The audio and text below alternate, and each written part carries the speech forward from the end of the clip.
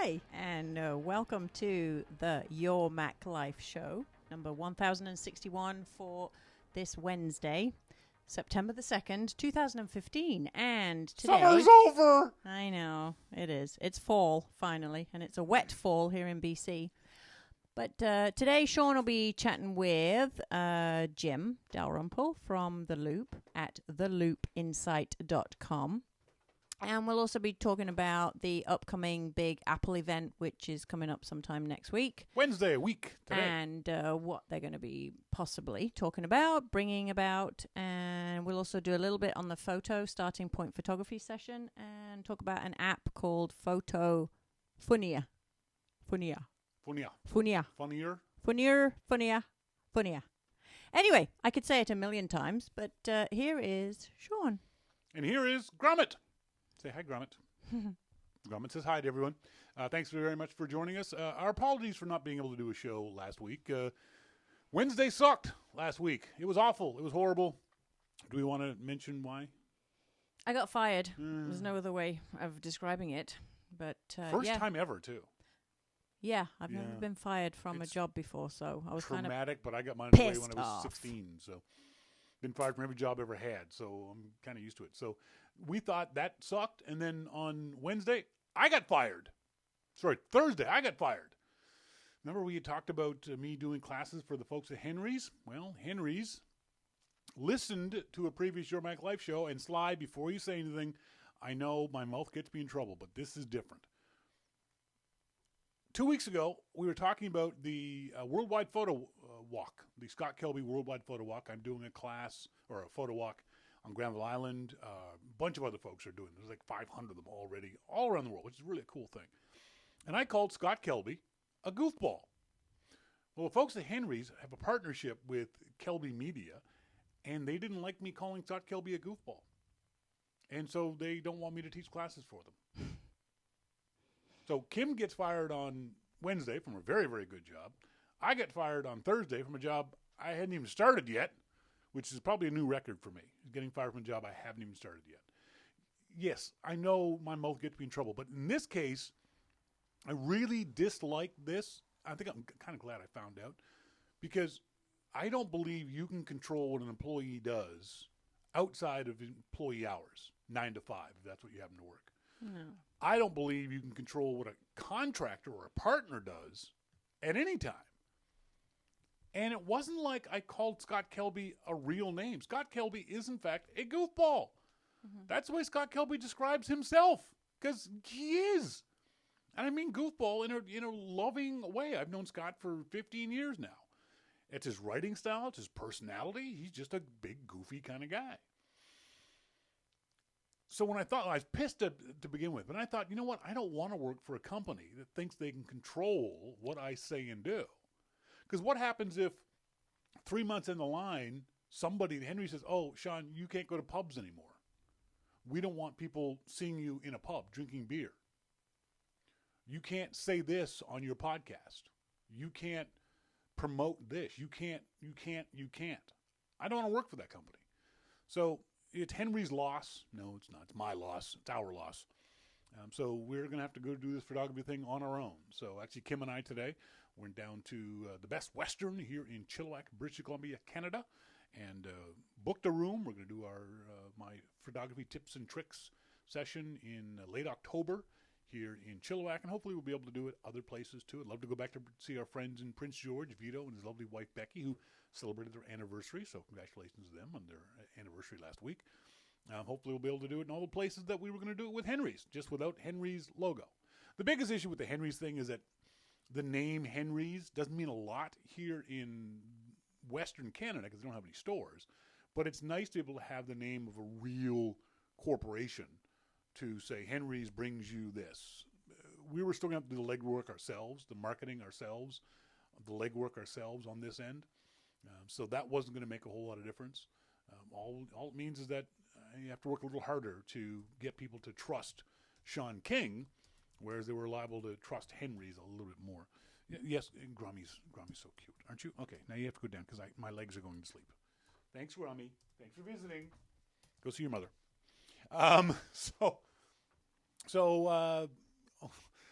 What's the date today? Today is the 2nd of September. So that's in 11 days we'll be in Mexico. And for 1 week, I'm going to try as hard as I possibly can. I don't know about Kim, but I'm going to try as hard as I possibly can for a week to forget all this shit and just lie on a beach, read books and magazines, go into the water, snorkeling, go like this, and just lie there. And post a few video. That's the other thing we're going to do. We're going to try to do a couple of video things while we're there. I've been testing out for those folks who follow me on Twitter. I've tested out an app called Periscope, and just today an app called Yep Live. And both of those, I'll eventually put links up on the YourMacLifeShow.com website where you can download those apps or check those out. Because I think that could be kind of fun. It's not going to be. We're not going to do an hour and a half on the beach in Mexico. Screw you guys. I ain't doing that. But I think we're going to try to do like a 5-10 minute thing each day, a little recap of what we've been doing. I don't know if you got a chance to see the video that Kim and I did on our 5-kilometer walk last week, which is a nice walk, a lovely walk around. Kim, could you do me a favor? Mm-hmm. Could you go to YouTube and dig up that video and post the URL in the IRC chat room? Either Kim, you do that, or someone else do that, so folks can check that out later on. So I think that we're going to do those kinds of things too. We're going to do some video clips because apparently the resort we're going to in Mexico has got some neat animal life around it. It looks very, very pretty, and it's going to be on the ocean. So hopefully it'll be nice, and hopefully no hurricanes. I don't think there will be. I think hurricane season, El Nino, is going to kill hurricane season. Hopefully hurricane season won't happen another month with any luck. But even if it does, we got 2 jacuzzis in a room. So if all else fails, we'll just sit there and room service. Mm-hmm. So we'll have jacuzzis and room service and oh, that's right. Another thing that gets me in trouble, my mouth. I said 2 weeks ago, I was referring to something about India, and I don't remember what it was. I remember me saying something along the lines of little brown people. I meant that jokingly, but it was offensive. I'm not apologizing if you were offended. I'm saying it was offensive. One of our listeners wrote to me and said he's not going to listen to the show ever again, and I completely understand that. He is from India. He found that offensive. I'm not apologizing because he found that offensive. I'm apologizing because it was, in fact, offensive. So I'm sorry for saying that. If you listen to the show for any length of time, you know I sometimes, often say things that are offensive. I don't mean them that way. I certainly didn't mean. I meant it in a joking way, but it came out as being offensive. When the words came out of my mouth, I knew they were offensive, and I apologize for that. I apologize to that listener personally, and I apologize to everyone for saying offensive things. I'm not going to promise I'm not going to do it again, because I do. But I do certainly apologize for saying it at that moment in time. Next Wednesday, at this very time, we're going to be talking about whatever Apple announced. A new Apple TV, a new iPhone, a new iPad, new Apple Watch bands. The Apple TV is supposedly going to be able to play games, casual games, solitaire and Angry Birds and Monopoly and things like that.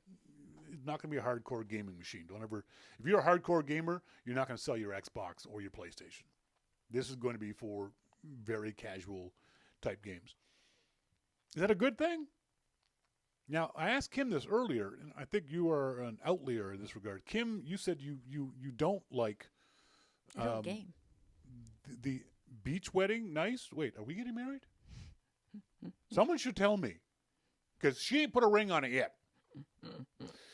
You're not a gamer. I've just recently taught her how to play backgammon, but you play one game on your phone. What is that stupid game? Makes all that frickin' noise. Bejeweled Blitz. She pushes one button and gets 18 million points. Yeah, that's all. I just do it for the noise and the color. I have no idea what I'm doing. No clue, but it makes a buttload of noise. And I'm definitely a casual gamer. I like playing threes. I like playing mindless little games like that you can pick up and put down with a moment's notice. I think there is room for casual gamers in a social situation. By that I mean, wouldn't it be kind of neat to be able to play Pictionary on your Apple TV? I think you can already, but imagine your iPhone or your iPad being the drawing tablet and your television screen being where the game is actually seen by other people. Playing Monopoly. You have 4 people all with their iPhones and using Monopoly, using the app on the iPhone, and that but the Apple TV is managing the game.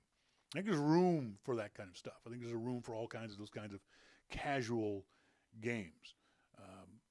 It's going to be interesting to see how Apple pulls this off. There's all kinds of rumors about a dedicated controller, whether you'll use Siri, all kinds of different things. We'll find out in 7 days how this stuff is going to work. So think about that. Let me know your thoughts about this stuff. Send me an email to onair@yourmaclifeshow.com. Would you play casual games? Because one of the things is, generally for the vast majority of us, your TV is the biggest screen you look at.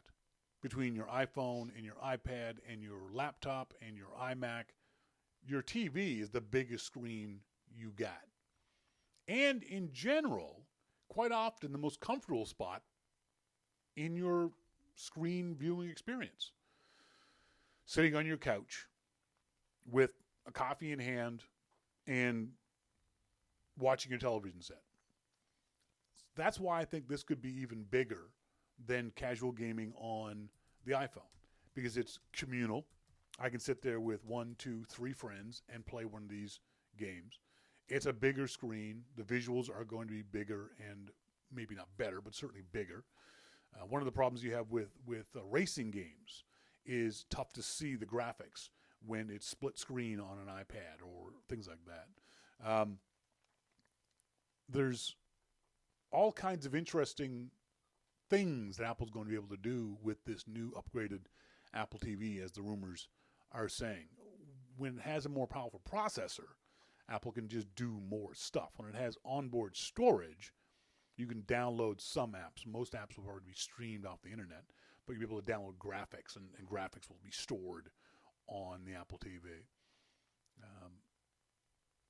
It's going to be interesting to see how Apple pulls this off. The biggest thing is going to be always the catch-22 between, will developers get on board? And developers won't get on board until there's enough users, and users won't get on board until there's enough games. I think Apple has the advantage of people will buy the new Apple TV simply because it's new Apple TV. We like the Apple TV. We use the Apple TV for renting movies and watching Netflix and that kind of stuff. So the games can take a little bit longer to come along. But I think in a year from now, if this rumor is true, and I'm assuming it is, a year from now, we're going to see this as being a very, very big deal for Apple and a huge generator of revenue. Later on tonight, we're going to talk about an app I've had on my phone for a long time, but just happened to be messing with it a couple nights ago and forgot how much fun it is. It's called Photofunia. Photofunia. Photofunia. Kind of an interesting way to present graphics and images to people. But up next, we're going to talk to our good friend Jim Dalrymple from The Loop at loopinsight.com about the Apple TV and other news and announcements that's coming up. All that and much more coming up. This is Your Mac Life.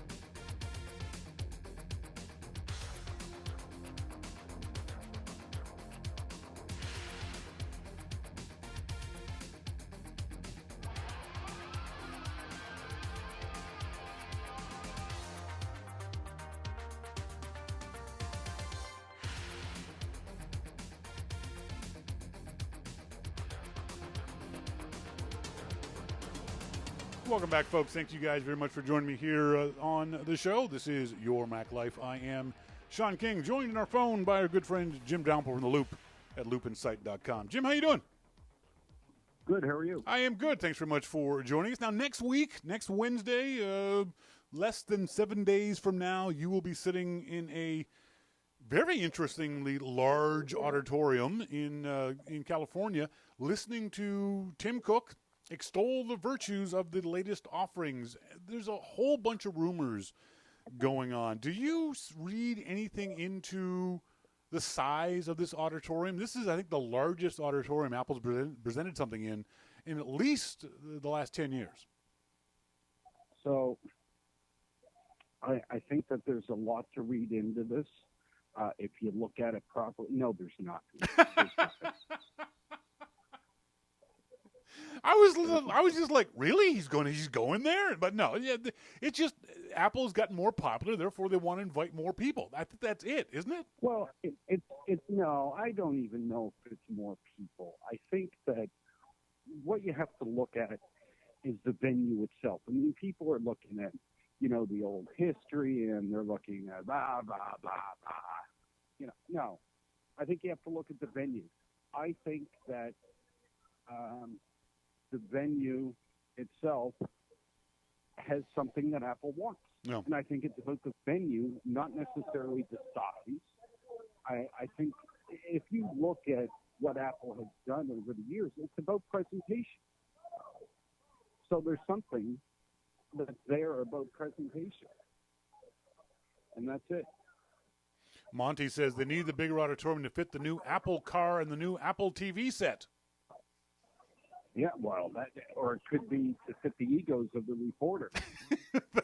No, they need a stadium for that. Yeah, I don't see anything. I'm not reading anything into that. And as usual, a week, 2 weeks ahead of these announcements, the rumors start becoming more and more true. Sorry, I'm ordering a beer. Are you at a pub? Yeah. Oh, good. I'm very glad to hear that. When am I not? Even in your own mind, you're always at a pub. So the rumor. I live here. So the rumors become more and more true the closer we get to the events, and the things that we've seen today are more and more likely to be true. But it still feels like a lot of the rumor folks are throwing everything against the wall and having it stick. Apple traditionally doesn't announce a bunch of things at these events, do they? Just to give folks a sense of whether or not they should believe all the rumors. Because right now it's new Apple Watch bands, iPhones, new iPads, Apple TV, and something else. Are they all going to happen? Well, here's the thing. When you look at what's not on that list, what's not there? Okay. Macs. Yes. Macs aren't there. Apple has done quite a bit with their Mac business this year. It's been great. Mm-hmm. Everything that Apple is going to announce or release this year is going to be done before Black Friday. Yes. Before that week. It's going to be available. It's going to be out there. And it's going to be big. Yes. So they have to make a decision. Okay, we have this event, and we need to put our best foot forward. Now, there's a couple of things that I think people need to realize, too, is that when Apple does an event, it's usually a very focused event. Yes. Right? They do an iPhone event, they do an iPad event, they do whatever.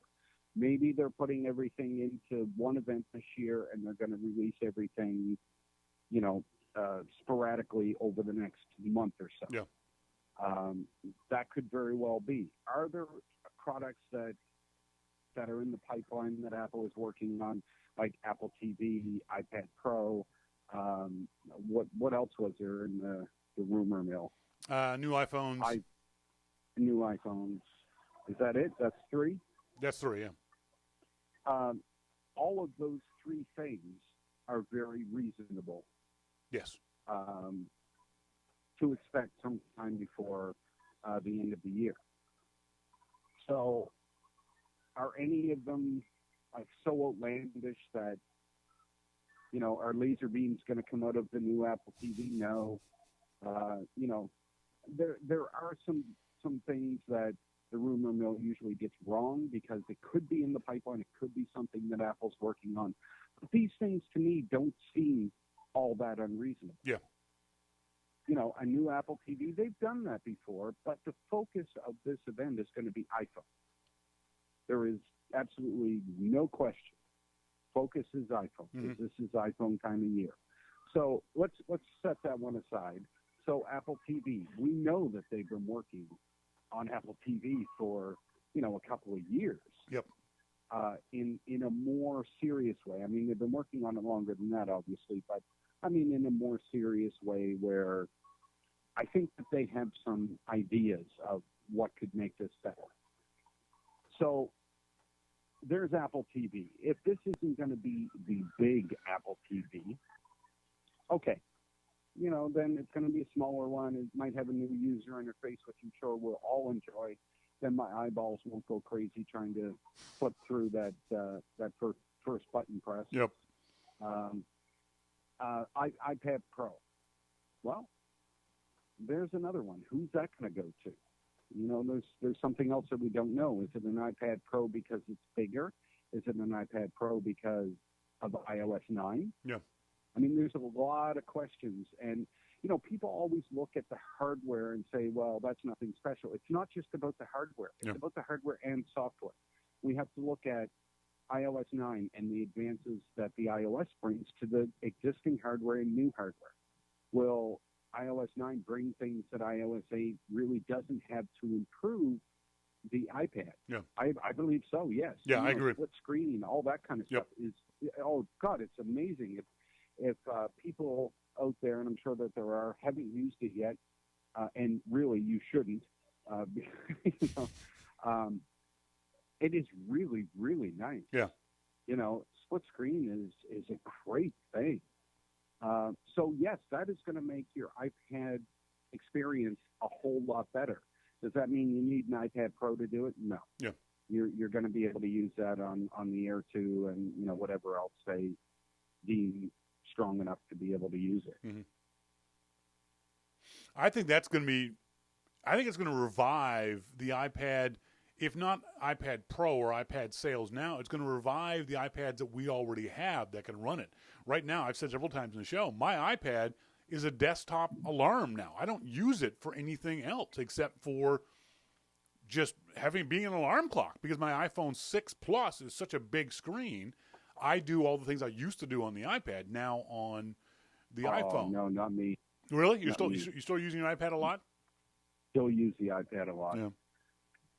But the thing I don't use the iPad for is for any kind of writing or blog post or editing or things like that. But from what I've seen of split screen, at the very least, that will allow me to do those kinds of things, those kind of productivity, those kinds of creation as opposed to consumption activities much, much more easily and more likely on the iPad than I would on the iPhone 6. Now, I'll say that I have not. One of the things that I use a lot is Notes. Yeah. And as we all know, Notes is changing in iOS 9 to allow new kinds of notes to be added, images over there, and all kinds of different things over there. Well, I haven't switched mine over to iOS 9 only yet because I still use some 8.4 devices too. So one of the things that I do in 9 is go to websites and drag links, drag text, whatever, over to the split window to Byword. And I keep when I'm writing a story, I'll say, Apple announced in 2009 this iPad, and I'll go back and just make sure that I have the date right. I'll have whatever, and I'll copy a bit of text and drag it over. I'll copy a link and drag it over so that I have that reference. And, then I'll just keep going. And before, I'll be honest with you, it was a real pain in the ass. Oh, yeah. Because you would have to copy it and then, double tap the home button, go to that the application, paste it, then go back to the other application, get the link, go back, paste it. Now it's just right over in the same window, and it's very quick. Yep. I can leave that window open. I can resize that window so that the second window is very small. There's so many things that I can do, and that's what I really like. The most interesting aspect of the Apple TV rumors in particular for me are this idea of Apple getting into casual gaming. Historically, Apple has not been a very good gaming company. I was telling someone today who didn't know this story. I still remember being in that keynote, that Macworld keynote, when Jobs was touting the fact that game developers are starting to port more games from PCs to the Macintosh. And Jobs was talking about the most popular game at that time on the Macintosh was a port of the PC version of a game called Deer Hunter. And Steve Jobs actually said, I've never played this game because I'm a vegan. And we were all in the audience going, what? What is wrong? You're not shooting real deer, dude. But Jobs hated games. You talk to any of the game developers from that era, and they told you behind. They never say it on the record, but off the record, they all said that Apple was so schizophrenic. Sometimes they'd support games. Sometimes they wouldn't. They kept going back and forth on this stuff. It looks like now Apple is, at least with the iOS store, strongly supporting games. And maybe not the way game developers want them to, but they're certainly doing a lot more than they did in the past. The idea of the Apple TV being a casual gaming device, do you find that credible? And do you think it would be a success? Are you a casual gamer, Jim? Would you use the Apple TV in that kind of way? No. Really? And I wouldn't because I'm not a gamer. Yeah. I'm really not. I mean, when it comes time for me to play a game, would I play like a really good graphic intensive Need for Speed or something like that? Perhaps, yeah. That I might do, or a hockey game or something like that. For me, it's about mostly for games, car racing, and being able to shoot things. Well, you live in California. Perfect. You can do both. So that's pretty much what it's all about for me. So you don't think that you have a personal affinity for, and perhaps there isn't a market for, the idea what I said off the top of the show of being able to sit down with family and friends and play Monopoly or backgammon or cards or that kind of stuff? Well, okay. So now to answer your real question, I mean, one, would I use it? Yeah, probably not. Yeah. Would I want to test it out and see, what kind of games they had? Sure, that kind of stuff might be fun. Yeah. If I could race a car game and, smash into things, that would be cool. I would like that. But really, no. So your main question, though, about Apple and gaming, what Apple may be not so good at with its developers at times, and its gaming developers, I think we all know over the years, they haven't been very good to. But Apple is a very good consumer electronics company now. Yes. And if they know that, casual gaming is something that's on the charts, they will go after that. And if all you need is an Apple TV to make that happen, and the App Store, I think that's a good space for them. Yeah. I think it's going to be a great fit for Apple, if only because, and I said this off the top of the show, normally game consoles need users to attract developers and to attract games. But developers won't get on board until there's enough users. So there's that catch-22. But Apple TV won't have that problem. They're going to have a built-in audience of people who are going to buy the Apple TV, even if it doesn't have any kind of casual gaming aspect to it. The fact that it's going to have maybe a different streaming service or just be an upgraded Apple TV, Apple's still going to sell 5 million of those things in the next year. So it doesn't need games right off the jump in order to be successful. I think it will get them over the long term. I can see people playing Angry Birds on their 55-inch TV, and that could be a lot of fun because you're hanging out with friends. Right now, you can't play Angry Birds with friends because they have to look over your shoulder kind of thing. But I don't even know what Angry Birds is besides that little icon. So, but what I'm saying is, can I drive it? But hey, by the way, have you ever played a game called Real Racing 3?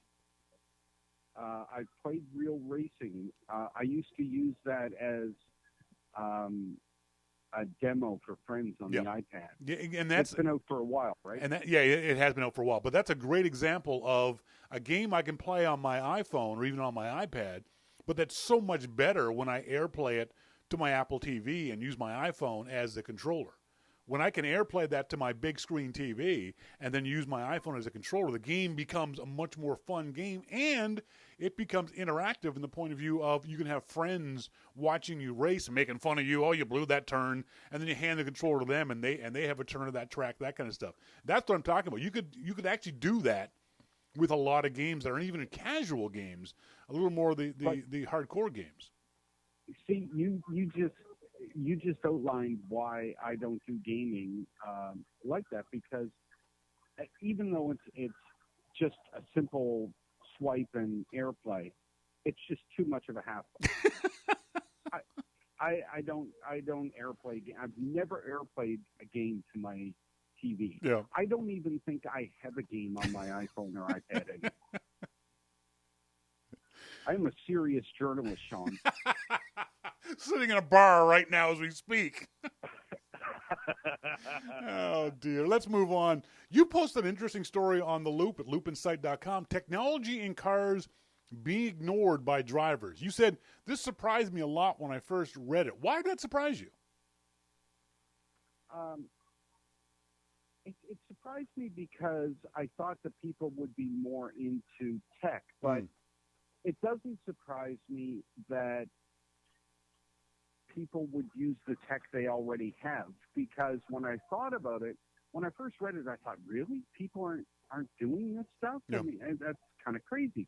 But then when I thought about it, I thought, okay, what do I do? Well, I get in the car. All my music is played from the iPhone via Bluetooth. All of my directions, maps, and everything is done through Siri and Maps. You know, so I guess when it comes right down to it, I don't use it either. No. You know, there are some companies out there that make some very good mapping type applications in the car. But if you look at most car technology for navigation and things like that, it's kind of clunky. Yeah. It doesn't look so good. There's a couple that, from what I understand, I haven't actually seen it, but I've read up on what Porsche has been able to do, and I think Porsche's is called PCM or something like that. Yep. And I guess they've worked very hard over the last few years to make their entertainment system in the car and their navigation system really, really user-friendly. And a lot of people that I talk to that, you know, are richer than I am and have Porsches say that they love it. Yeah. So, you know, when you have a car company like that, that, you know, puts that time and effort into it so that the users love it, they will use it. Yeah. But most car technology I don't find to be that user-friendly. Yeah. So I guess, you know, I was getting a little confused between using technology and using car technology in my own mind, because I do use technology in the car, and I am surprised that people don't use it. But then again, you know, people with expensive cars probably have better technology than the rest of us. Yeah, I think that's part of the key. I think the higher end you go, the more you expect from your technology, and therefore the manufacturer has to make better technology. Ford is selling mid-range cars, and I've seen Ford Tauruses, and their mapping stuff is just awful. Their integration is just terrible. I rented a car this past or a couple of weekends ago in Kingston, Ontario, and the car had technology in it that there was no way I would ever. The only thing I found useful, and I'm surprised by this, was the backup camera. And I used the backup camera a lot, although I still look behind me as I normally would. I was impressed with the backup camera, but 95% of the rest of the stuff in this Chevy Malibu, I'm never going to use because it's just so clunky. It's just so awful. I'd much rather use the mapping stuff on my phone than I would ever use in a Ford Malibu or Chevy Malibu. Some car stuff scares the shit out of me, not because of that I would use it, but because these kids are using it. Like technology that parks the car yourself Yep. in a parallel park spot. No.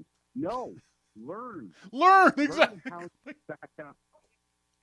That's right. Learn how to parallel park. And if you can't parallel park, keep driving around till you find some place where you can park. Do not let your car back up for you. That's kind of scary, isn't it? Because I'm coming behind you.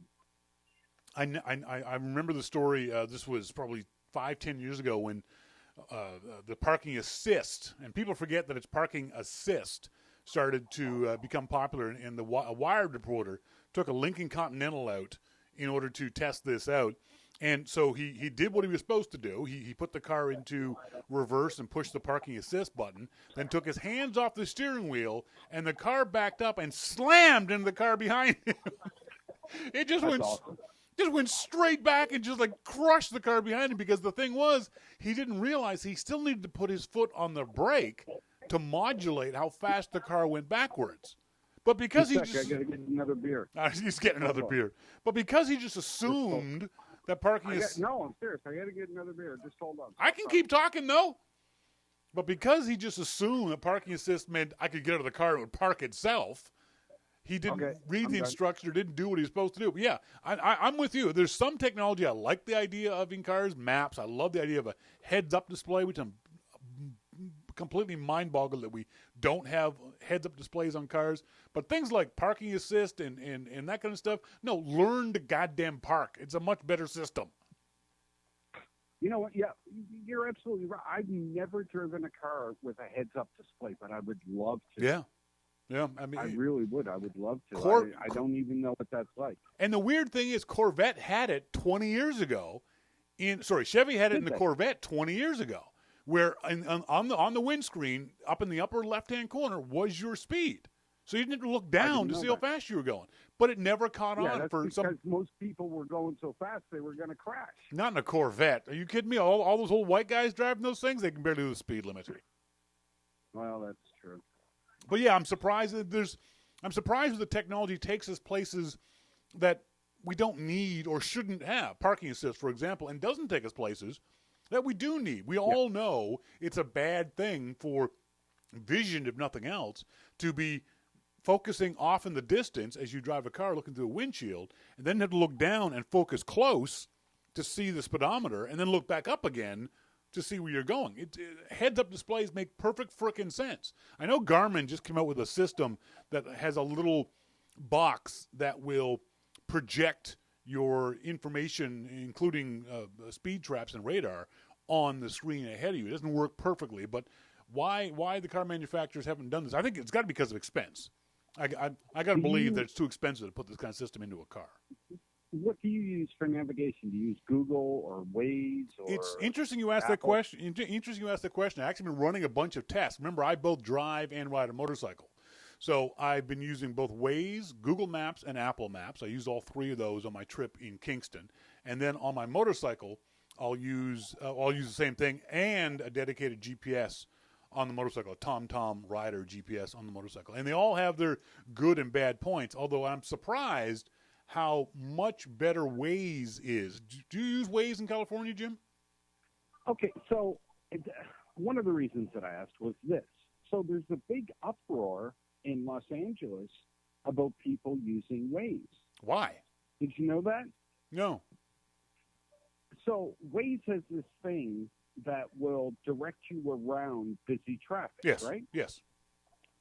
Well, people in the suburbs are losing their minds. They're going apeshit about this because Waze is detouring people around traffic in the freeways through neighborhoods to get around traffic. And, you can save 20 minutes by doing this. Sure. Which, is a great thing for the drivers. But all of a sudden you got drivers going, 60 miles an hour down residential streets. Yeah.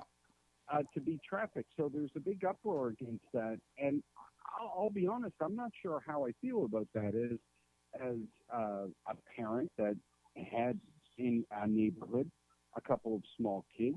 I mean, you can't always control kids, but,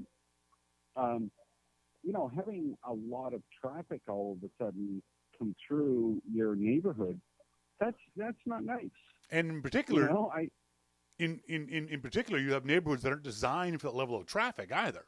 They're not expecting to have rush hour traffic come through their little tree-lined suburban neighborhood at this time of day. And that time of day is when kids are going to be out playing. So, yeah, I remember reading something about that story, and I thought it was interesting that the parents were banding together on some of these streets to game Waze. For those folks who aren't familiar with Waze, W-A-Z-Z-E, it's a social traffic system. So when you're caught in traffic, you can push a button on your Waze app on your iPhone and report traffic. And that's what I did when I was in traveling from Kingston, Ontario to Toronto, a 2-hour drive.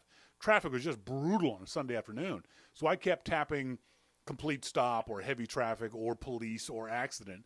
So what these parents are doing in California now is during rush hour, they're faking Waze. They're saying, oh, no, traffic's really busy on this street. Don't take this street. Trying to game Ways to route traffic around their streets. I don't know if it's working, but it's kind of an interesting way to try to gamify traffic. Yeah, well, and, you know, it's sad that every day they would have to do that. Yeah. But, you know, I understand what Waze is doing too, but, you know, this is having a real impact on, you know, real lives. It's not, oh, here's a new technology, let's use this. It's, you know, these people in suburbs that don't expect it. So I'm not sure how I feel about it. I think I do know I did like very much the Waze app, using it in Toronto, because even compared to the Apple app, and I kept switching back and forth between the Apple app giving me directions and the Waze app. And I'm not smart enough to know whether or not the Apple app will get me there faster than the Waze app. But I do know the Apple app had zero information with regards to the traffic conditions on the road I was on, whereas the Waze app had a buttload of information. It told me whether traffic was going to slow down 2 miles ahead of time. So I could know to avoid that traffic. The new Apple Maps does that. You mean in OS 9? The new Apple in iOS 9, okay. The new Apple Maps will say, and I don't know if this is people have used iOS 9 for maps or not. I use it all the time, so I know this. So it will say there's a unexpected traffic ahead. Yeah. You can save 10 minutes by taking an alternate route. Now, where is Apple getting that information from? Oh, I don't know. Yeah, see, the thing I like about Waze is that it's social. I'm sitting there in that traffic at that moment in time, and I will push the Waze button and say, police incident, there's an accident on this road, or I'm stopped in traffic right here, right now. So if Apple is doing that, that's a good thing. If they're going to take that social aspect of Waze and move it to Apple Maps, because there are things about Waze I hate. A, it's owned by Google, so it means it advertises at me all the frickin' time. Whenever you come to a stop, the Waze app slides down and shows you an advertisement for some fast food restaurant or whatever it might be. The other aspect of it, it doesn't have a motorcycle version of it. So it will often pop up with a screen that I can't dismiss because I'm riding a motorcycle and I got gloves on. And the Apple... Goddamn motorcycles. I know. We're such dicks. So there are good and bad things for all these things. I still prefer, though, a dedicated GPS. I'm still a snob when it comes to that because of things that Waze and Apple Maps and Google Maps don't do that a dedicated GPS does so much better than any of those apps. Folks, I've been talking to Jim Dalrymple from The Loop at loopinsight.com. He is at a pub, and I wouldn't have it any other way. He's also I'm done? That's it? That's it. You're finished, dude. Until next week, screw off. Piss off. Go have a Heineken on me. No, don't. Never mind. I'm not buying you Heineken. The bill's on you. Good enough. He's got his own 2 podcasts, The Dalrymple Report, and on 5by5.tv, he's got Amplified. Check them out both on the Apple iTunes Store. Jim, buddy, thanks very much for this. I appreciate it. Looking forward to talking to you next week. Yeah. All right. See ya. Fun. Bye. Bye. That was Jim Dalrymple from The Loop at loopinsight.com. Thanks very much, Jim. I appreciate that. Let me pull this thing up. You can turn your microphone on, Kim. Thank you. Wanted to turn your volume down before we did that. That way you wouldn't get a beepy sound. You there? I am. There she is. There she is. The audience doesn't know this. Check this out. You See what this thing is? It says Flight Center on the bottom. In here are 2 tickets. Well, not tickets, but 2 permissions, I suppose. To go. To go to Playa del Carmen, the Grand Sunset Princess GSP Resort in Playa del Carmen, Mexico, in 11 days. What is the weather going to be in Playa del Carmen next week? Hot. Hot! Like 30s, which is, I think, 80s. It's funny. When I say hot and I say it's the 80s, many of our American friends go, that ain't hot. Dude, for Canada, 80s is hot. For Canadians, there was someone on the website from Britain said, will I need a cardigan in the evenings at the resort? And they said, no, the temperatures will be in the upper mid-20s. And she's like, that's really hot. for us northern people, folks who are in the furthest northern part of the hemisphere, 20 degrees, that's nice. 25, we start doing this all the time. It's warm up in here. But it's going to be in the 30s. I know. So it's like MacMan. He's in Phoenix, Arizona right now, which is great. What's the temperature in Phoenix? I don't know. But my MacMan, what's the temperature in Phoenix right now? I don't know if he's gone. No, he's still here. My friend's there, like he's originally from Canada, so he's used to Canadian temperatures. So when he rides down there with his Phoenix friends on bikes and they take pictures, it's like in their winter. He's got his T-shirt on, but his Phoenix friend's wearing his leather jacket. It's like so obvious. And his heated gear and everything else like that. Yeah. Exactly, yeah. It's funny what you get used to. So for us, 25 is going to be great. So yeah, those are our tickets. Now, one of the things that I was concerned about when we go down there is Kim can do it. In this regard, I envy her. What? What can I do? Kim can divorce herself from technology. You have no problem having no internet access for a week, 2 weeks, the rest of your life. Yep. I get twitchy after 2 days. I just start. Monty says it was 102 in North Dakota today. Wow. Jeez, for North Dakota, that's hot. 2 days with no internet access, I get all itchy and twitchy, because the world is going on around me and I don't know what's happening. I mean, for example, if I didn't have internet access, I wouldn't know that Google changed their logo. Oh my God! Wait, what?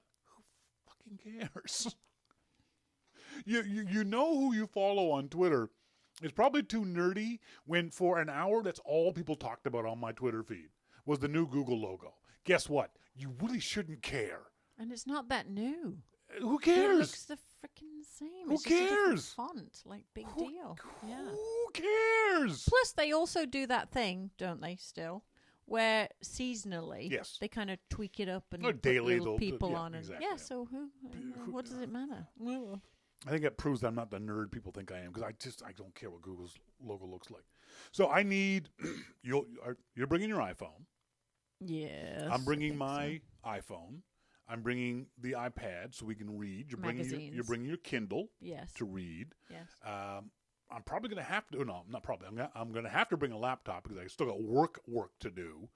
So I need some way of charging all that stuff, and so we don't have to keep running back and forth to the room to charge devices. So what I got, and you can actually go to the yourmaclifeshow.com website, yourmaclifeshow.com, on the left-hand side. If you scroll down a little bit, you'll see this little thing. This is an into-circuit 11,200 mAh dual USB portable external battery charger with smart LCD display and LED flashlight. That is the most useless thing ever. This has a flashlight on it. Wow. It's a battery, but it's got a flashlight. I don't know how you know how to turn a flashlight on. I don't care, but there on the bottom of it, just on the very, very bottom, the little piece right here, that's a flashlight. I don't care.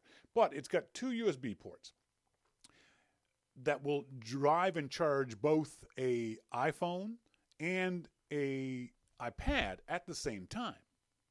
It obviously won't charge my laptop, but I won't need the laptop as much for charging. But I like the fact that it's compact. It's very, very light. It will, I think, charge both our iPhones and the iPad twice in a day. So, your iPhone drops all the way down. You can charge it up 2 or 3 times with this little thing. Like I said, it's light, it's small. It's only $22 on Amazon.com. This is the kind of thing that you should have anyway in your backpack. I wouldn't put it in your pocket, but in your backpack, this is the kind of thing that you can buy, throw in a backpack, throw in a travel suitcase kind of thing, just for that emergency backup power. How does it get power? Oh, well, you have to charge this thing up. This is a battery. This is like any other battery. It comes with its own little baggie, and inside the little baggie is a typical micro USB cable. So you can charge this up with your laptop. Anything that accepts USB. So your iPhone charger that's already plugged into the wall, this will plug into it. You plug the into circuit battery into it, let it charge up overnight, and then so that's what we'll do. We'll charge it up overnight. Each morning as we leave the hotel room, I'll grab this, throw it in our backpack.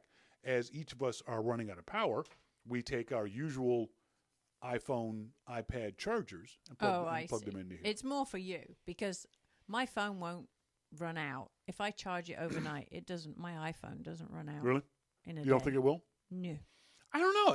I think, first of all, there's a small increase in battery charge because of heat. The warmer battery gets, the faster it discharges, but it's not going to make a difference for you. But I don't know. I think you might We'll see. use it more on a beach when you're not doing anything because you want to text, you want to send photos to your son, to Twitter, to you. Maybe you want to read stuff.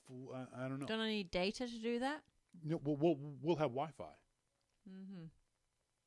What do you mean? Okay. So that's MacMan. Those battery packs are lifesavers while traveling. Having power at the seat in the 787 I was on last night was nice. Yeah, power in the seat's great. But yeah, this is the kind of thing for less than $25. You can get one of these big battery chargers, and they're getting better all the time. This is 11,000 ohm, I think, or mAh. I think the iPhone is like 2,000 mAhs, which means you can charge this thing 3 or 4 times. I don't worry about the level of or the measurement. Do I look worried? No, you don't. Good. I like the idea that it's got both. I think it's. Let me just check to make sure on this. I like the idea that it's got both a. Where'd it go? Description. Oh, come on! I saw this earlier. It's got 2 different kinds of power on it. I think it's 1.1 watts and then a 2.1 watts. So the 1.1 watts is where you would plug in your iPhone, and the 2.1 watts where you plug in your iPad. And it's got a little LCD display on it. Let me turn that on. And you can see if I can't show you guys in the video, the LCD display right now says 100.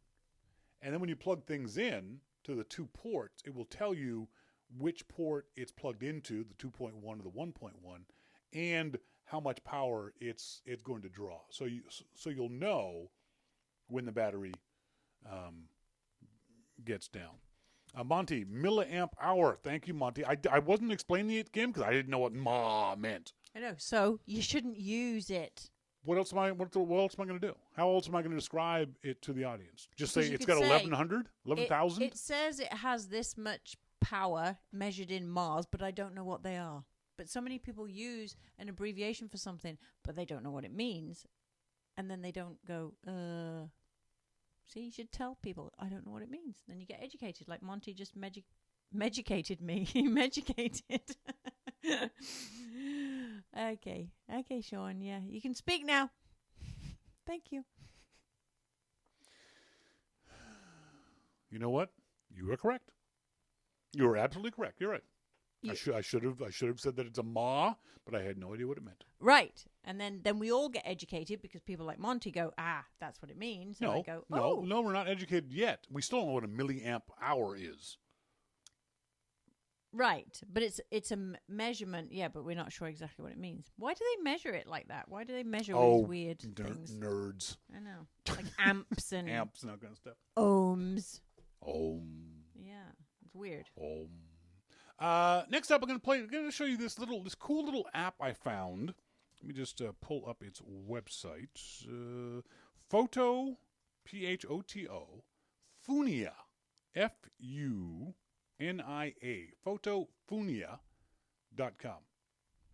Photofunia. Photofunia is a free, although ads are included, app that allows you to take the pictures you already have and put them in situations that you couldn't put them in.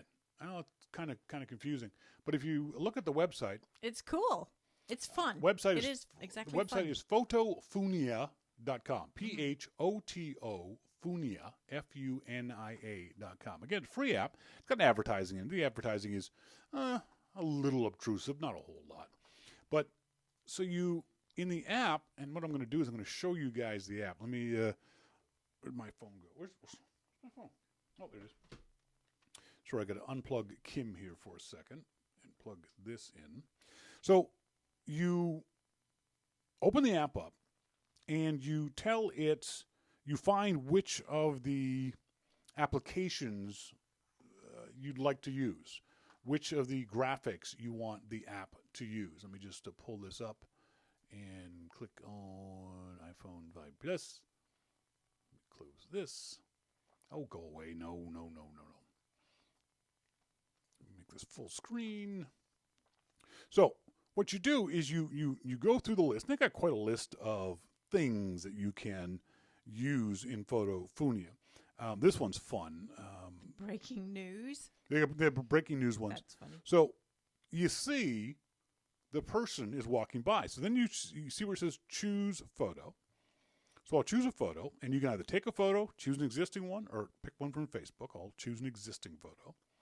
And I'll pick one of the photos of Kim that I've taken in the last little while. You can move it around. You can scale it up and down.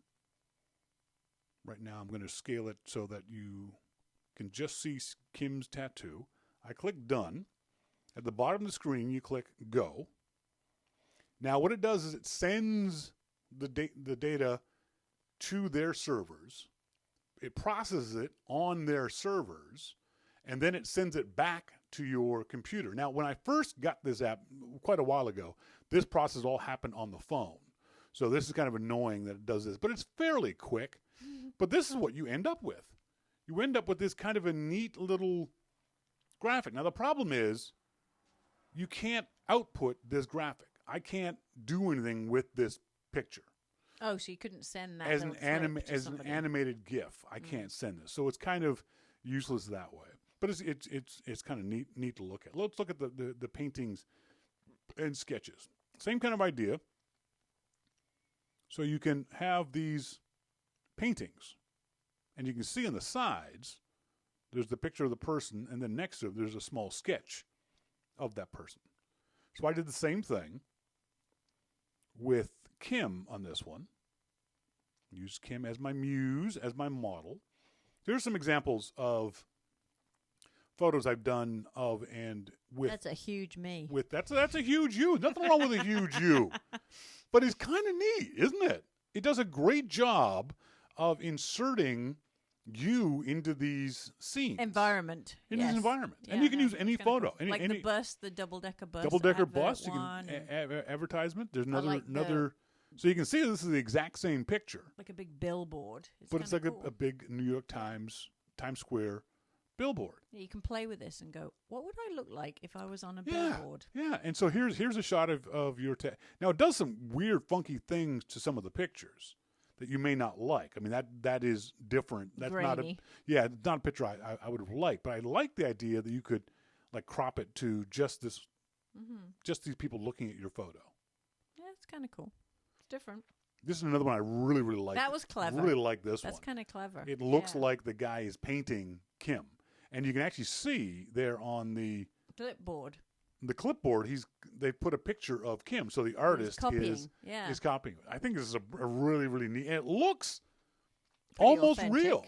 Yeah. You know, if you wanted to, you could certainly fool your Facebook friends. Mm-hmm. You could post this on Facebook and say, I had this artist draw me. Mm-hmm.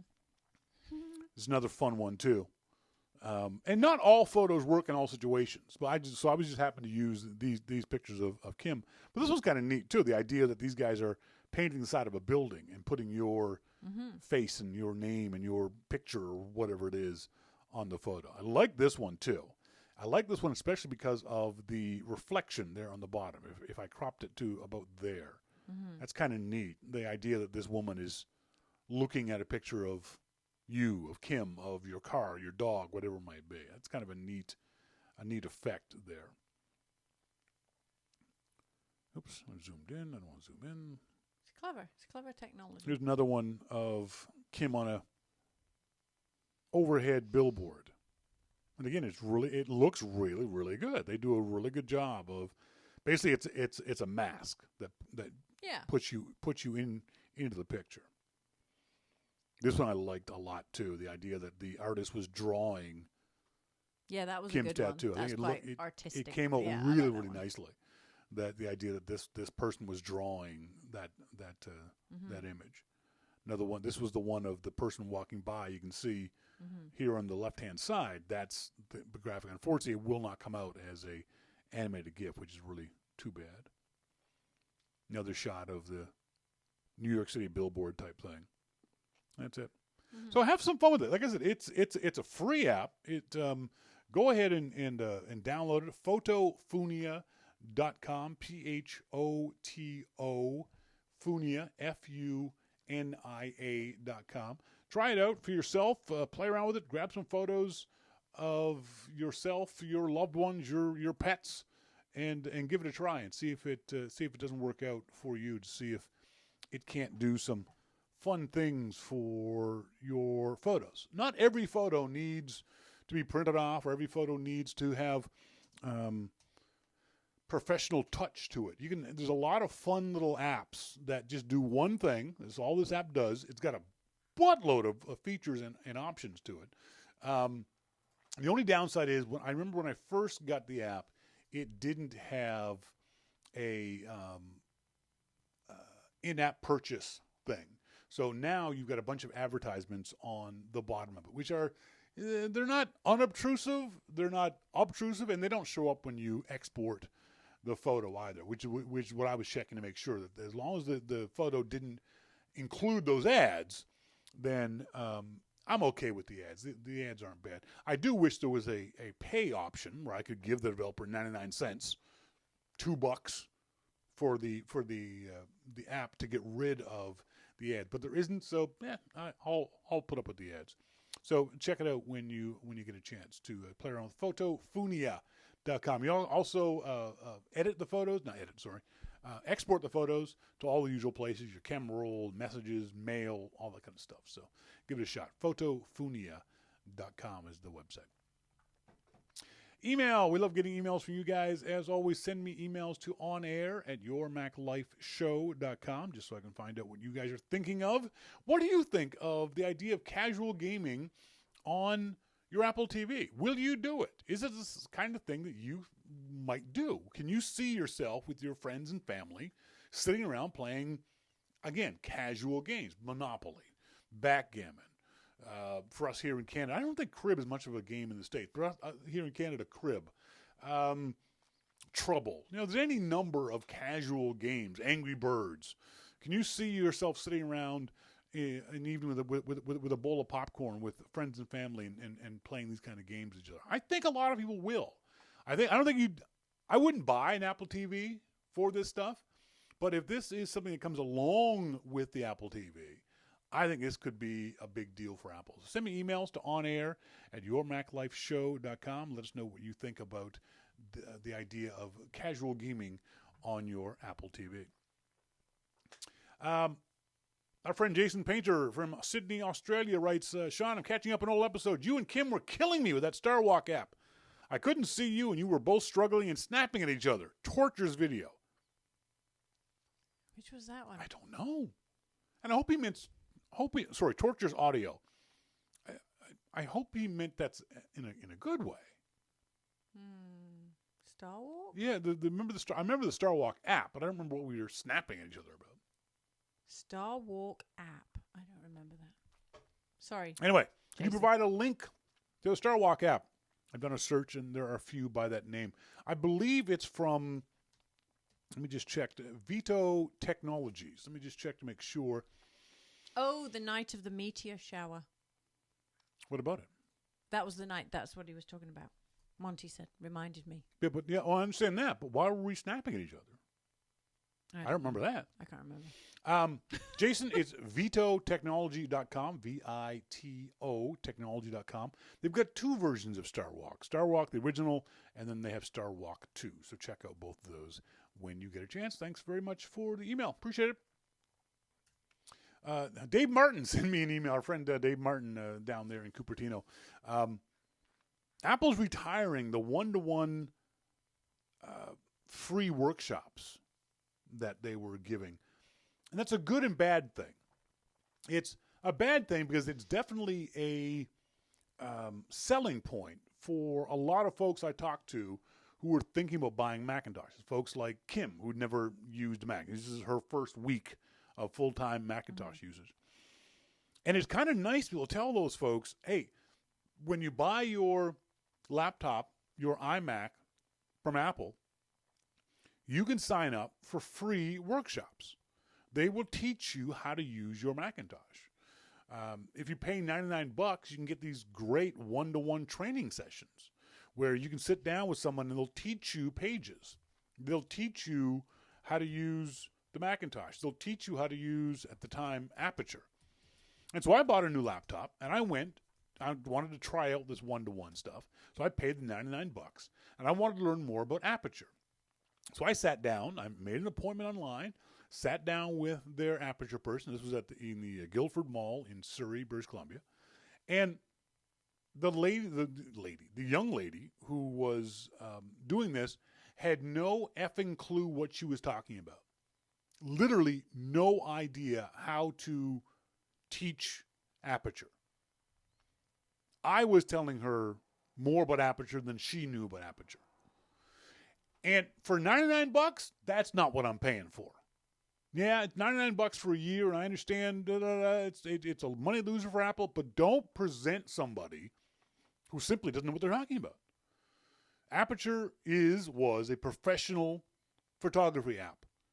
Don't have someone teaching me who isn't a professional photographer. This young lady didn't know anything about photography, didn't know anything about the software itself. It was a waste of time. Now, that's my experience. The other issue was I couldn't find anybody else to teach Aperture in that location. And there were no classes in other places I could go to. They're all full up or they weren't being made available. So it's not a bad thing. If Apple's not going to teach, it's true of anything. If they're not going to be taught well, then don't teach at all.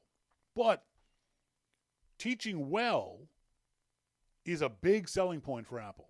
It really was for a lot of folks I spoke to. I said, just when you buy the Mac from Apple, talk to them about the workshops. And a lot of folks afterwards said, wow, the workshops were really good for a beginner. That's what they're designed for. They're designed for someone who doesn't know anything about the Macintosh. Maybe they're a PC user. Maybe there's someone who's never used a Macintosh before, to help you figure out how to use it, because it is different. And it's not easy like people say it is. It can be quite difficult. Kim is having her own difficulties with it. And the funny thing is, most of the difficulties Kim is having are typical of a Windows user using a Macintosh, because Windows users are expecting it to be hard, whereas Macintosh users expect it to be easy. And one thing I remember someone saying to me once was that when you want to do something on the Macintosh, think what's the easiest way you could do this. And that's probably the way Apple did it. Mm-hmm. What is the simplest solution to this? Quite often, as I've been telling Kim, just go up to the file menu at the top and scroll through those. That's how I learned. Go up to the file menu and see what file, click on it and goes, oh, that does that, and just read all those things. After several thousand times of doing that, you'll learn that the file menu for that command is there. The other great thing about the Macintosh is, as I've been telling Kim, a lot of commands are consistent throughout all applications. Command key, or Apple key as we used to call it, command key and the letter Q always quit. Every application, command Q will quit the application. Doesn't matter what application it is, because Apple has told developers, if you want to have your app on our system, you must do it this way. Command C, copy. Command V, paste. Command P, print. Every application, always going to be the same. So you only have to learn one set of core commands, and those core commands will take you through every single application, which is great. Makes things a lot easier that way.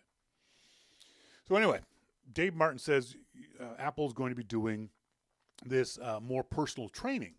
And Dave said, he said, let me get his email. He said, you'd be great at this. And I wrote back to Dave, I said, yeah, I would be great at this.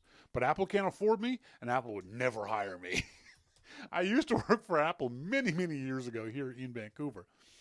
And I think they probably pay people maybe $20 an hour. I charge $100 an hour. There's no way Apple's ever going to pay me that kind of money.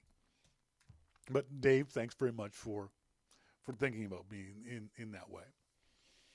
Martin Pickering, your opinion, please. When making 13 by 19 inch photo inkjet prints, that's a good size. 13 by 19, that's three times as big. A bit like a poster. That's it, definitely poster size, yeah. Where is the point of diminishing returns? Can you really see a difference in prints from a 6 or 8 or 10 or 12 cartridge printer? Certainly there's a difference in the cost of the printer and the cost of the ink. Okay. From 6 to 12, yes, you could see with the same photo printed off at that size, a printer with 6 colors versus a printer with 12 colors, you could definitely see the difference if you held them up side by side, especially in a photograph that's got gradations of color. Because it only makes sense. The more colors you have, the more cartridges you have, the more gradations of colors you're going to be able to get. So it depends on what you're printing. If you're printing black and white, no, you're probably not going to be able to see much of a difference. Between the 8 and the 10, probably not see a lot of difference. Between the 6 and the 8, not a lot of difference. Basically what I tell folks is buy the best printer you can afford and then add a few more bucks. When we're talking about that level of professional prints, if you're printing 13 by 19, these aren't Facebook pictures. You know, these are what you hope to be close to professional level photographs that you're going to give to friends or you're going to try to sell. So you want them to be as good as they can. And you say there's a difference in cost of printer and the ink. The other thing is take a look at your various online options. Here in Canada, we have London Drugs, here in Western Canada, we have London Drugs. Who else does online prints that you've been looking at? Staples, yeah, in the States, yeah. I think Walmart even do some. There's a bunch of other options. Vistaprint. Oh, that's the online one. Yeah. So it might be cost effective for you to look at prints of that size, printing them off, paying someone else to print them off for you. He also follows up with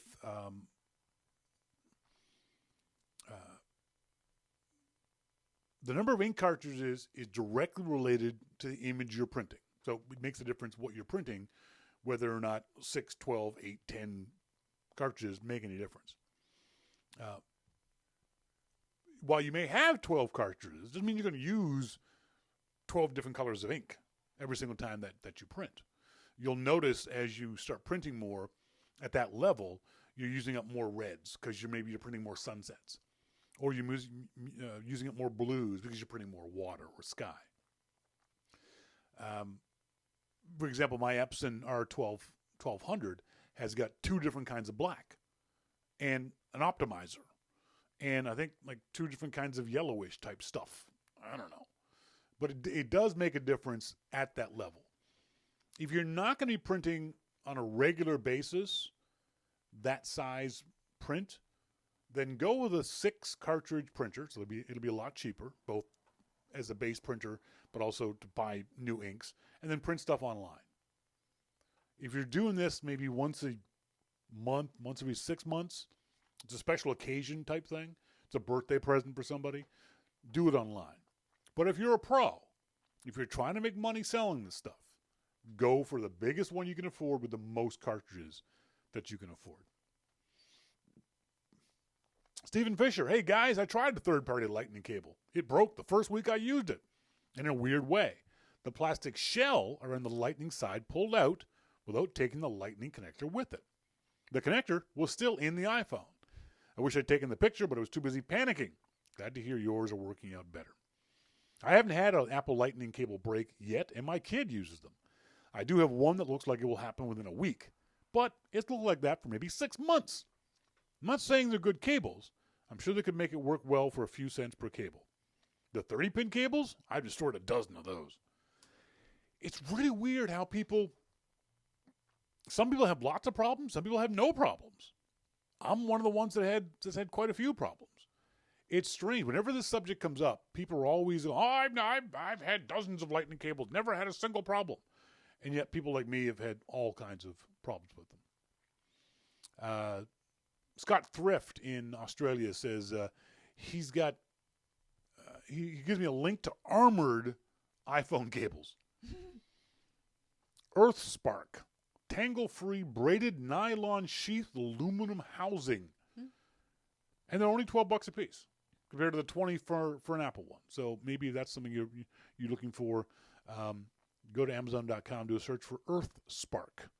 They're lightning to USB cables. Scott, thanks very much for the email. I appreciate that.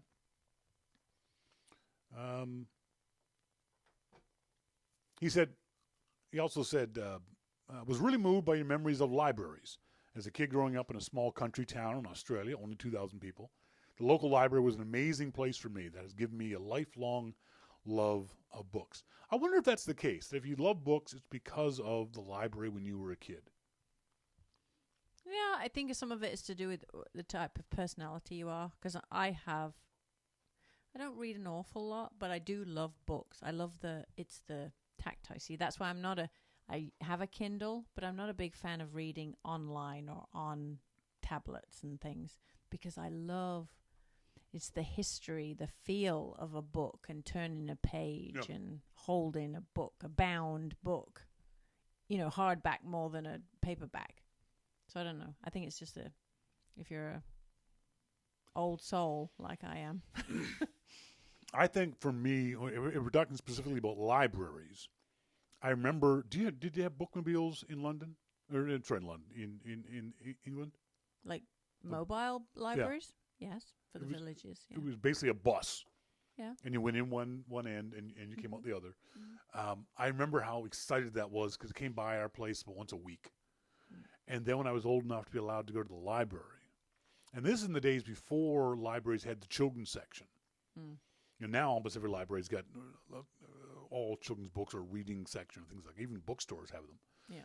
And like I said on last or 2 weeks ago show, that being allowed to go to the library by myself was a big, big deal. And so to this day, libraries, if I see one, I still get warm, fuzzy thoughts about it. As to books themselves, I've never been a huge fan of, and this may go back to what you were just saying, of physical hardcover books. We couldn't afford them when I was a kid. I don't think I've touched a hardcover book until I was probably in high school or college. Because we never had them. No one read hardcover books in our house. I remember my mom read a lot, and that certainly probably. Do your parents read a lot? My mom did. Yeah, my mom read, but she read trashy novels. She loved the Daniel Steele, Harlequin. My mother loved those. Yeah, the Thornbirds. Yeah, all that kind of stuff. But I never tweaked that was just. That's not trash, though. That's such trash. No, it isn't. It's such trash. No, it's not. But if my mom did it, I wanted to do it. So I wanted to read books because my mom read books too. We never talked about it, but I loved sitting there. I still remember my mom sitting on the couch and me sitting on the floor at her feet reading my book. And I could read adult books. I was a good reader as a kid. Mostly, I remember Agatha Christie. My mom had a bunch of Agatha Christie books. I read the Hardy Boys and all the other. That's what everyone got me for birthdays when I was between the ages of like 7 and probably 11. Were Hardy Boy books. Because everyone, every young boy liked those. So yeah, I'm still a big lover of the physicalness of a book. I wish I had a book library. I wish I had a room full of books. I recognize how good the iPad is for Kindle books and buying them, but I still love going to a bookstore. Well, me too. But that's it. It's a place where there's no pressure. You don't have to go there. You're going there of your own free will, and you're perusing. You're just looking at everything.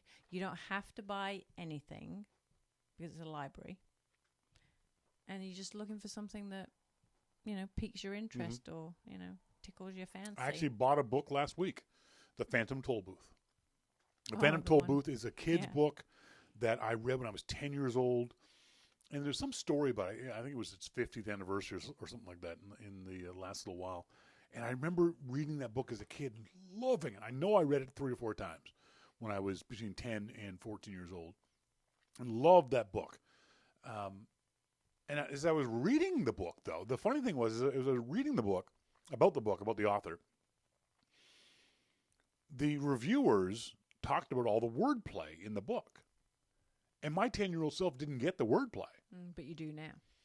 And so I'm reading these reviews and thinking, what are they talking about? I don't remember any of this stuff. I remember a funny story about a little lonely boy and a dog going through this magical land. I couldn't tell you anything more about the story than that. That's all I remember as a kid. I do remember enjoying the book and liking the book. And so I bought it on the Kindle. And I start reading it and going, oh, there's some shitload of wordplay in this thing. There is just a bunch of puns and twists on language and all. It's really, really clever. And clever is the way I would describe it. I think that a 14-year-old and above would get it. But my 10-year-old self just read the words and got the gist of this lost little lonely boy and his dog going through this world. So, yeah, it's what do you guys think? Do you have a love of books, of the physical books, of libraries? And does that relate to your childhood? Did you grow up around books? Did you grow up around readers? I know a lot of folks, you love reading, but your son Matt doesn't. No. So I don't think there's a correlation between what your parents did and what you did. No. I never saw my father ever pick up a book. Not once in his entire life have I ever seen. He read engineering manuals. It's also not really I'm not being funny, but boys tend not to want to have an interest in reading books, especially at school. And we were forced to read a lot. Well, we had to read certain novels and poetry books and Shakespeare. And when I was in school, Bible. I read every one of my textbooks. I read straight through the first day I got it. Oh. If we had, the teacher would say, okay, this semester we're going to read this book. It was read before the next class. Oh, God, no. Keener. Yeah. Oh, I was such a keen. I loved reading. I loved reading that much. That was kind of mean. It was just unnecessary. Yeah. But yeah, I definitely, I would read them straight through as soon as I got them. I love reading. Send us emails to onair@yourmaclifeshow.com, or if you so choose, send them to me during the week, Shawn@yourmaclifeshow.com. Got to say a special shout out to everyone who sent both Kim and I tweets and emails and Facebook posts this past week, as both of us went through a really shitty last week. If you're just joining us, Kim lost her job last week, and her job was 7 years. I lost a job that I hadn't even started yet last Thursday. So thanks to all you guys for your words of encouragement. It sucks, especially for Kim, because she's never been fired before. I've been fired many, many, many times. It's hard though. There's all those emotions that well up inside you, and it's tough to know there's going to be something on the other side of it. But it's great to have you folks send us your notes and your tweets and your emails encouraging us both. So we both definitely appreciate that. On next week's show, man, it's going to be interesting to see what Apple announces at 10 a.m. next Wednesday. It's going to be the talk of the day, of the week. So we're looking forward to next week's show. But then in 2 weeks, there won't be a show because Kim and I will be in Mexico. So next week will be the last one we do for 3 weeks. So please come on back next week. Stay tuned. As always, she's been Kim Guy, sorry. And I've been Shawn King, and you've been listening to Your Mac Life. Thanks for joining us, folks. See ya.